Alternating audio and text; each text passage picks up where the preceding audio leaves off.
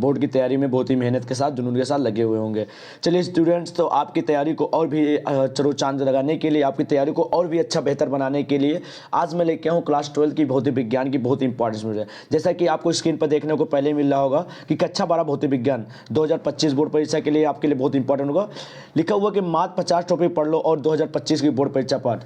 कहोगे सर जी ऐसा क्या है कि हम 50 टॉपिक्स पढ़ लें हमारे बोर्ड परीक्षा निकल गई? हाँ भाई, जो आपने सुना है बहुत ही अच्छी बात सुना है, क्योंकि ये जो चीज़ दिखा है एकदम आपको रियल में है कि आप सिर्फ 50 क्वेश्चन आपको पढ़ने पड़ेंगे। 50 टॉपिक्स ऐसे बताऊंगा जिसको अगर आप पढ़ लेते हैं तो आपके बोर्ड परीक्षा में इतना बता सकता हूं कि आपके 70 नंबर में से आपके बेटा 45 नंबर कहीं नहीं जाने वाले। ये चीज़ मेरी 100 नहीं 150% गारंटी के साथ मैं देख सकता हूं।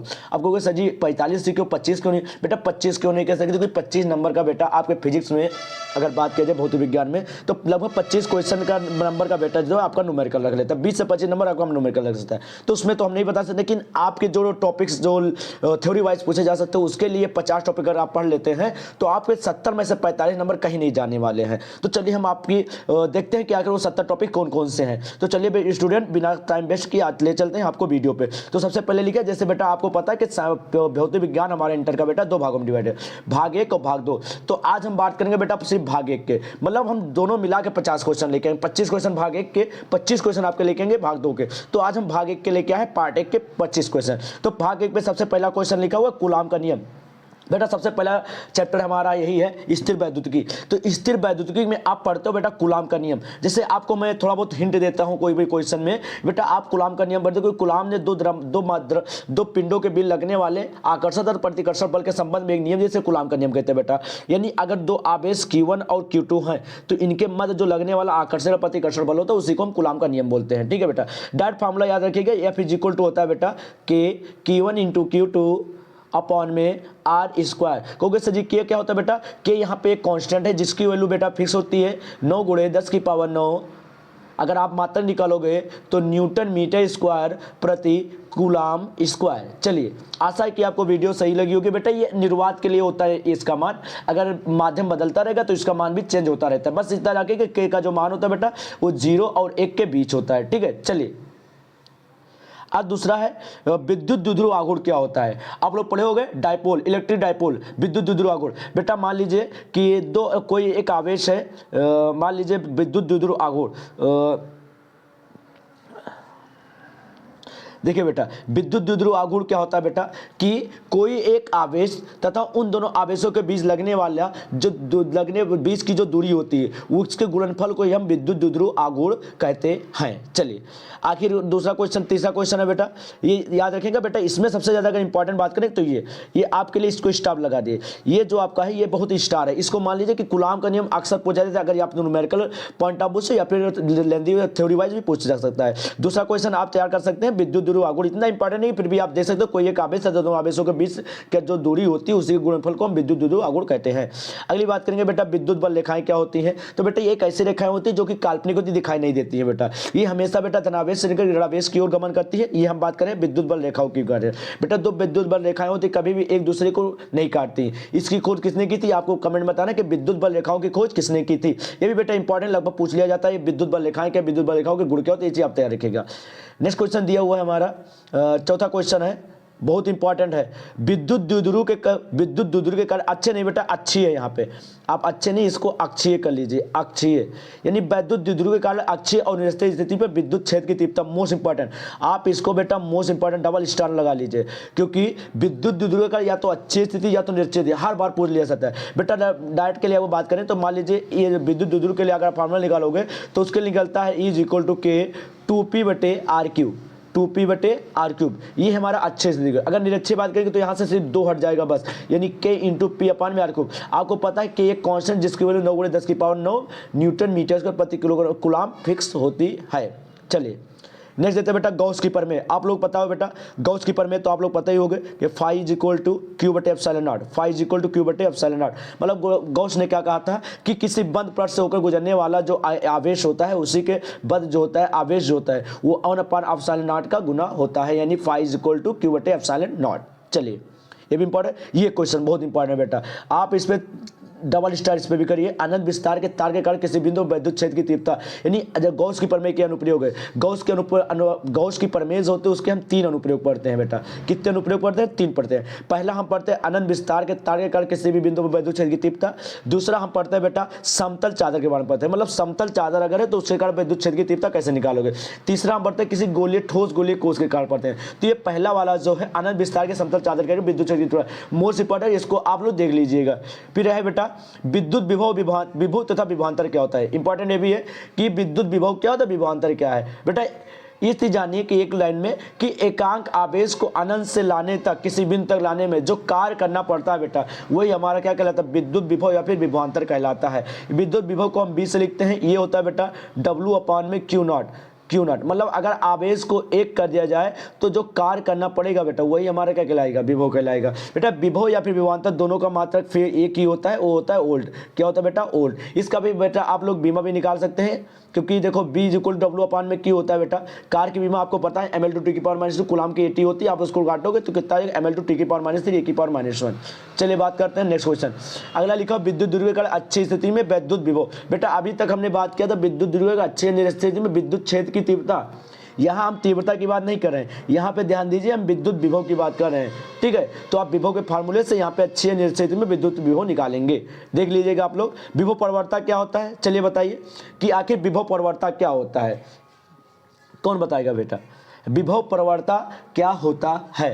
बेटा विभव प्रवणता क्या होता है बेटा, ये जो होता है विभव प्रवणता कि अगर दूरी को हम एकांक कर दें, दूरी को अगर हम बेकाम कर दें तो जो विभव कार्य करना पड़ता है वही हमारा क्या कहता है, विभव प्रवणता कहते हैं। E = V/D, E = V/D, यही होती है विभव प्रवणता का फॉर्मूला। ये बेटा हमेशा ऋणावेशित होता है, हमेशा ऋणावेशित होता है, ये चीज़ याद रखने का। बेटा नेक्स्ट क्वेश्चन है, हाँ इस पे आप डबल स्टार मार सकते हो, इस वाले ये क्वेश्चन ज़्यादा इंपॉर्टेंट, आप डबल स्टार इस पर मार सकते हो। नेक्स्ट क्वेश्चन पे हम बात करेंगे बेटा विभव प्रवणता हो गया, ठीक है।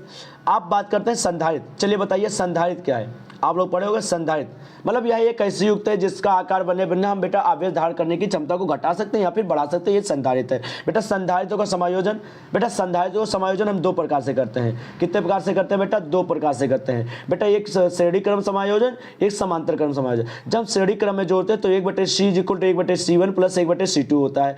अगर हम पैरेलल क्रम में जोड़ेंगे, समांतर क्रम में सिंपली जोड़ते हैं, जितने भी संधारित्र होते हैं सब सिंपली जोड़ते हैं। लेकिन आप यही प्रतिरोध जब पढ़ते हो ओम के नियम में तो इसी का उल्टा होता है, श्रेणी क्रम में हम सीधा जोड़ते हैं, समांतर क्रम में उल्टा जोड़ते हैं। लेकिन अगर संधारित्र तो उसमें हम श्रेणी क्रम में उल्टा जोड़ते हैं और समांतर क्रम में हम सीधा जोड़ते हैं, ये चीज याद रखिएगा। बेटा जितने भी क्वेश्चन लेके आए वो आज के लिए मोस्ट इंपोर्टेंट, कोई भी बच्चा इसको छोड़े बिना नहीं जाएगा। आप कोशिश करिए कि 2 से 3 दिन में इतना तैयार कर दिए, आप हमें कमेंट बताइए, फिर मैं नेक्स्ट क्वेश्चन लेके आ जाऊंगा आपके लिए। अगर आपकी डिमांड रहेगी तो मैं आपके लिए थोड़ा बहुत न्यूमेरिकल भी लेके चला आऊंगा।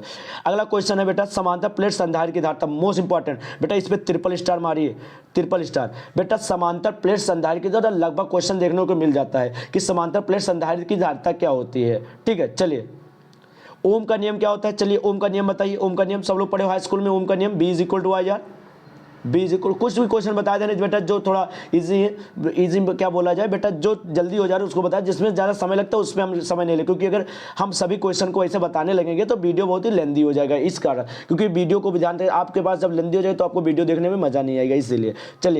चलिए तो ओम का नियम बताइए। ओम का नियम पता है बेटा B = IR। बेटा ओम के नियम में हम प्रतिरोध का समायोजन 2 प्रकार से करते हैं, एक श्रेणी क्रम, समांतर क्रम। अगर श्रेणी क्रम में प्रतिरोध जोड़ेंगे तो बेटा जितने भी प्रतिरोध होंगे उनको सिंपली लगाते हैं, यानी R = R1 + R2 जितने हो सबको सिंपली। अगर हम बात करेंगे समांतर क्रम में तो समांतर क्रम में प्रतिरोध को हम व्युत्क्रम करके फिर लगाते हैं, यानी 1/R = 1/R1 + का 1/R2 + का 1/R3। नेक्स्ट बेटा विशिष्ट प्रतिरोध या फिर विशिष्ट चालकता किसे कहते हैं, विशिष्ट प्रतिरोध या विशिष्ट चालकता क्या कहते हैं बेटा, इसको आप तैयार करके तभी जाएंगे बेटा, इसको आप छोड़ के नहीं जा सकते हैं, ठीक है। कि विशिष्ट प्रतिरोध क्या होता है, विशिष्ट चालकता क्या होती है बेटा। बेटा आप पढ़ते हो R = एक फार्मूला ρL/A, ρL/A। यहाँ से अगर आप रो निकालोगे तो A को इधर भेजोगे तो रो = क्या हो जाएगा बेटा, RA/A। बेटा जो ये रो निकला है, रो यही बेटा विशिष्ट प्रतिरोध कहलाता है। ये क्या कहलाता है बेटा, विशिष्ट प्रतिरोध कहलाता है। R क्या हो जाएगा, एक बेटा सिंपली प्रतिरोध है, A क्या हो, एक क्षेत्रफल हो जाएगा, और L क्या हो जाएगी, एक लंबाई हो जाएगी जो भी तार के निकाली जाती है बेटा, ये विशिष्ट प्रतिरोध बेटा, ये है रो। अब विशिष्ट चालकता क्या होती है बेटा, इससे विशिष्ट प्रतिरोध का अगर व्युत्क्रम कर देंगे 1/, जो रो होगा वो विशिष्ट चालकता कहलाती है। चलिए अगला क्वेश्चन है बेटा किरचॉफ का नियम। बेटा आप लोग याद रखिए बेटा, ये भी इंपॉर्टेंट है, आप डबल स्टार मार सकते हैं। किरचॉफ का नियम, बेटा किरचॉफ ने दो नियम दिए थे। एक को बोलते हैं बेटा एक संधि का नियम है, मतलब कि अगर किसी संधि से निकलने वाली सभी धाराएं एक ही जगह से निकल रही है तो उनका जो बीजगणितीय योग होगा वो शून्य होता है, नहीं जीरो होता है, ठीक है। और दूसरा नियम ये होता है बेटा कि ये विभव पे है, मतलब ये पहला तो आपका संधि के धारा से रिलेटेड है, धारा से रिलेटेड है, दूसरा आपका विभवांतर से रिलेटेड है। और दूसरे नियम जो होता है ये बेटा ऊर्जा संरक्षण के नियम पर आधारित है, ये याद रखेंगे। अगला क्वेश्चन है एम्पियर का परपथीय नियम, मोस्ट इंपॉर्टेंट, डबल स्टार मारिए इसको, ये एक डेरिवेशन है एम्पियर का परपथीय नियम, इसको भी बिना तैयार किए कोई भी जाएगा नहीं। बेटा बायो-सेवर्ट का नियम आप लोग पढ़ते हो बेटा, dB is equal to mu naught upon में 4 पाई IDL साइन थीटा बटे आर स्क्वायर, ये होता है बेटा बायो-सेवर्ट का नियम। यानी dB is equal to, dB क्या है बेटा यहाँ पे चुंबकीय क्षेत्र, म्यू नॉट अपान 4 पाई एक कांस्टेंट वैल्यू, आई धारा है, DL एक अल्पांश से काटा गया लंबाई का वही है, आर जो है क्या है बेटा एक उनके बीच की दूरी है। अब बेटा जो म्यू नॉट अपान 4 पाई होता है, म्यू नॉट अपान 4 पाई इसकी भी वैल्यू फिक्स होती है, क्योंकि कितने भी कांस्टेंट उनकी वैल्यू फिक्स होती है। इसकी वैल्यू बेटा 10 की पावर -7 होती है, याद रखिएगा 10 की पावर -7 वैल्यू फिक्स होती है। बेटा अगला है दो समांतर तारों के मध्य लगने वाला चुंबकीय बल, बेटा मोस्ट इंपॉर्टेंट, ट्रिपल स्टार करिए, इससे ऊपर वाला जो बायो-सेवर्ट है वो भी डबल स्टार करिए। यानी दो समांतर तारों के मध्य लगने वाला चुंबकीय बल क्या हो तो ये भी लगा, मतलब दो समांतर तारे होंगी, एक तार मान लो ये है, एक तार ये है बेटा, इसमें मान लो धारा बेटा इसका चुंबकीय क्षेत्र B1 है, इसका चुंबकीय क्षेत्र क्या है बेटा B2 है, तो इसमें बहने वाली धारा हो जाएगी I1 और इसमें बहने वाली धारा क्या हो जाएगी बेटा I2, क्योंकि जैसा कि बेटा इसके कारण इस पे चुंबकीय क्षेत्र उत्पन्न होगा, इस वाले तार के कारण इस पे चुंबकीय क्षेत्र उत्पन्न होगा, इसलिए हम दो समांतर तारों के बीच चुंबकीय बल लगाते हैं। चलिए अगला फैराडे के विद्युत चुंबकीय प्रेरण के नियम, बेटा मोस्ट इंपॉर्टेंट है। फैराडे ने बेटा विद्युत चुंबकीय से रिलेटेड दो नियम दिए थे, पहला नियम और दूसरा नियम। बेटा दूसरा नियम जो होता है वो लेंस के नियम पे ही आधारित होता है, ठीक है। यानी बोलता है क्या है दूसरा नियम कि अगर किसी भी E इज इक्वल टू होता है बेटा माइनस का d∅b अपान में dt, मतलब कि अगर किसी भी एकांक समय में जो चुंबकीय फ्लक्स होता है, चुंबकीय फ्लक्स d∅b होता है बेटा, इसमें जो परिवर्तन होता है वो विद्युत वाहक बल के ऋणात्मक दर के बराबर होता है। चलिए बेटा वाटहीन धारा क्या होती है ये भी थोड़ा बहुत देख लीजिएगा, वाटहीन धारा थोड़ा बहुत ज़्यादा इंपॉर्टेंट नहीं है। हाँ ये जो क्वेश्चन है मोस्ट इंपॉर्टेंट बेटा, इसको ध्यान में रख के तब जाइएगा। ट्रांसफार्मर, वैसे बेटा आप लोग देख ले शायद हमारे हिसाब से ये ट्रांसफार्मर टॉपिक कट गया आपकी यूपी में, फिर भी हमने एक बार सोचा कि ले आते हैं, क्योंकि हमने देखा था एक दो बहुविकल्प में पड़े हुए थे क्वेश्चन। फिर भी ट्रांसफार्मर अगर आपके टॉपिक्स में है तो आप कोशिश करिएगा ट्रांसफार्मर को छोड़े बिना मत जाइएगा, क्योंकि ट्रांसफार्मर की दो प्रकार ट्रांसफार्मर होते हैं, एक अपचायित ट्रांसफार्मर, एक उपचायित ट्रांसफार्मर, मतलब एक अप डाउन, एक अप एक डाउन ट्रांसफार्मर होता है बेटा। अब ट्रांसफार्मर में दो कुंडलियाँ होती है, एक होती है प्राइमरी कुंडली, एक होती है सेकेंडरी, मतलब एक प्राथमिक कुंडली होती है, एक द्वितीयक कुंडली होती है। ये चीज़ दो चीज़ ध्यान रखिएगा, ठीक है। अगला बात करें मैक्सवेल का विद्युत चुंबकीय तरंग के नियम सिद्धांत, बहुत इंपॉर्टेंट बेटा। इस टॉपिक के जब आप लास्ट पेपर पढ़ते हो विद्युत चुंबकीय तरंग सिद्धांत, विद्युत चुंबकीय तरंग सिद्धांत, उसमें बेटा दो ही क्वेश्चन इंपॉर्टेंट है, एक ये वाला एक वाला, दोनों क्वेश्चन में लेकर चला आया हूँ। मतलब भाग 1 का लास्ट चैप्टर में यही दो इंपॉर्टेंट, मैक्सवेल का विद्युत चुंबकीय तरंग के सिद्धांत के नाम। मैक्सवेल का नियम है बेटा, ये क्या होता है कि अगर चुंबकीय तरंग हो रही है तो बेटा वो हमेशा ये ऐसे एक पत्ती टाइप की जाती है। यानी अगर ये बेटा इलेक्ट्रिक फील्ड है, ये अगर इलेक्ट्रिक फील्ड है, ये अगर जेड फील्ड है, तो ये जो होगा बेटा ये हमेशा चुंबकीय फील्ड होगा। यानी यहाँ से एक फार्मूला निकलता है E is equal to E vector is equal to B vector upon में C, ये फार्मूला भी यहाँ से यहीं से निकलता है मैक्सवेल के विद्युत चुंबकीय तरंग के सिद्धांत के नियम से। अगला विद्युत चुंबकीय स्पेक्ट्रम क्या होता है, याद करके जाए विद्युत चुंबकीय स्पेक्ट्रम, जैसे अवरक्त किरण हो गए, एक्स किरण हो गई, माइक्रो किरण, ये सभी किरणों के बारे में पढ़ के जाएगा। लास्ट क्वेश्चन है भाग 1 का कि वैद्युत जनित्र या डायनेमो क्या होता है। बेटा इंपॉर्टेंट है, आप विद्युत चुंबकीय प्रेरण जब संबंध पढ़ते हो उसमें आप पढ़ते हो वैद्युत जनित्र या फिर डायनेमो क्या होता है। बेटा वैद्युत जनित्र जो होता है ये रासायनिक ऊर्जा या फिर कोई भी रासायनिक ऊर्जा होती है जो उसको विद्युत ऊर्जा में बदलने के लिए किया जाता है। किसका उपयोग, वैद्युत जनित्र या फिर डायनेमो का उपयोग किया जाता है। आप इसको पढ़ के तभी जाइएगा बेटा, ठीक है बेटा। यही से बेटा आपके लिए विभव का फार्मूला था B is equal to B not sine omega T, यही से फार्मूला निकलता है। फिर से लिख देते हैं बेटा, B is equal to V not sine omega T, ये फार्मूला जो होता है डेरिवेटिव यहीं से होता है बेटा। यहाँ से धारा का निकालते तो I is equal to I not sine omega T, ये बेटा ये इंपॉर्टेंस है। B is equal to B not sine omega T और Y is equal to I not sine omega T, दोनों इंपॉर्टेंट है, ठीक है। मतलब बेटा ये भाग 2 है, भाग 2 में नेक्स्ट टाइम लेके आऊँगा, भाग 2 अभी नहीं लेके आऊँगा क्योंकि वीडियो ज़्यादा लेंदी हो जाएगा। अगर आपको वीडियो अच्छी लगती है तो आप वीडियो को लाइक और समझिए। चलिए चलते हैं एक बार हम इसको रिवीजन कर लेते हैं ताकि आपको पता चल जाए आखिर सभी क्वेश्चन आए क्या। तो देखिए बेटा भाग 1 में आपको पढ़ना है बेटा कूलाम का नियम पढ़ना है, आपको विद्युत द्विध्रुव आघूर्ण पढ़ना है, आपको विद्युत बल रेखाएं पढ़ना है, आपको विद्युत द्विध्रुव की अच्छी और निरक्षी से विद्युत क्षेत्र की तीव्रता ये चीज पढ़ना है। ये भाग पहले चैप्टर से। दूसरे चैप्टर से आप आओगे तो बेटा गॉस की प्रमेय पढ़ना है, और गॉस की प्रमेय के अनुप्रयोग में अनंत विस्तार के तार के किसी बिंदु पर विद्युत क्षेत्र की तीव्रता के बारे में पढ़ना है। अगर आप नेक्स्ट क्वेश्चन पे आओगे नया चैप्टर पे दूसरे पे, तो विद्युत विभव विभवांतर छोड़ के मत जाइएगा। जितना क्वेश्चन लेकर आओ बेटा 25 क्वेश्चन है भाग 1 से। अगर आप इतना नहीं कर सकते तो इसका मतलब आप पढ़ाई से लेकर इच्छुक नहीं है। अगर आपको बोर्ड में अच्छे नंबर उठाने हैं, पास होना अच्छे से, तो आपको तो इतना ही करना पड़ेगा। नेक्स्ट क्वेश्चन है बेटा विद्युत द्विध्रुव के अच्छे और निरक्षीय स्थिति में विद्युत विभव, ये चीज आपको पढ़ के जाना है। विभव पर होता क्या होता है, E माइनस का V/dt फार्मूला मैंने बता दिया। संधारित्र क्या बता ही दिया। संधारित्र का संयोजन 2 प्रकार से ये मैंने बता दिया। समांतर प्लेट संधारित्र की धारिता बेटा C=E/0/2D, ये भी बता दिया हमने। ओम का नियम बेटा, ओम का नियम आपको पता है, B=I/R हमने बता दिया। विशिष्ट प्रतिरोध या फिर चालकता ρ=R/L, चालकता 1/ρ हो जाएगा। किरचॉफ के दोनों नियम मैंने बताया, संधि का नियम, उल्टा का नियम दोनों बता दिए। एम्पियर का प्रपत्तीय नियम बेटा, एम्पियर का प्रपत्तीय नियम बता दिया।